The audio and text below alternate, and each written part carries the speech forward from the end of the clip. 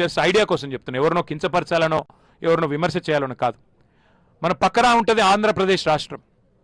ఆంధ్రప్రదేశ్ రాష్ట్రంలో నేను పుట్టక ముందు నుంచి, అంటే నాకు ఇంకా ఈ నెలలో 50 ఏళ్ళు వస్తున్నాయి, నేను పుట్టక ముందు నుంచి వింటున్నాం పోలవరం ప్రాజెక్ట్ అని. అంతకుముందు సినిమాలలో కూడా ఉంటుండే, నేను 50 ఏళ్ళు 60 ఏళ్ళ కిందటి సినిమాలలో కూడా పోలవరం ప్రాజెక్టు గురించి ఎప్పటి నుంచో చెప్తా ఉన్నారు. పోలవరం ఒక గ్రావిటీ బేస్డ్ ప్రాజెక్టు, కిందికి నీళ్ళు తీసుకుపోయే ప్రాజెక్టు, గోదావరికి అడ్డం కట్టి కిందికి డెల్టాకు నీళ్ళు తీసుకుపోయే ప్రాజెక్టు.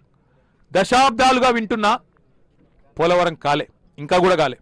28లో అవుతుంది అంటున్నారు, అవుతుంది కావచ్చు 5-6 దశాబ్దాల తర్వాత.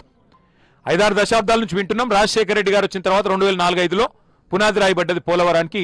25, 21, 22 సంవత్సరాలు అనేట్టుంది ఇప్పటికి, ఇంకా పూర్తి కాలే.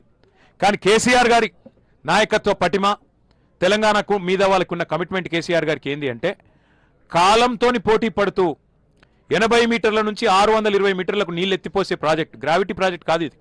బాహుబలి మోటార్లు పెట్టి అద్భుతాలు చేసే ప్రాజెక్టుకు ఎక్కడ బెస్ట్ పాయింటో దేవులాడి, తుమ్మిడిఎట్టి కింద ప్రాణహిత గోదావరి కలిసినాక ఎండల్లో కూడా నీళ్లు దొరికే ప్రాంతమైంది, కరువుల నీళ్లు దొరికే ప్రాంతమైందని దేవులాడి పట్టుకొని ఇక్కడ మనం ఎక్కడైతే కూర్చున్నామో అక్కడ ఈ ప్రాజెక్టుకు పునాది రాయేసింది కేసీఆర్. ఇలా కొంతమంది మూర్ఖులు, నేను ఇక అంటే బాధపడతారేమో కానీ వాళ్ళు మాట్లాడుతుంటే బాధ అనిపిస్తూ ఉన్నది. ప్రపంచంలో అతిపెద్ద లిఫ్ట్ ఇరిగేషన్ ప్రాజెక్టు కాళేశ్వరం, భారతదేశంలో కాదు ప్రపంచంలోనే అతిపెద్ద లిఫ్ట్ ఇరిగేషన్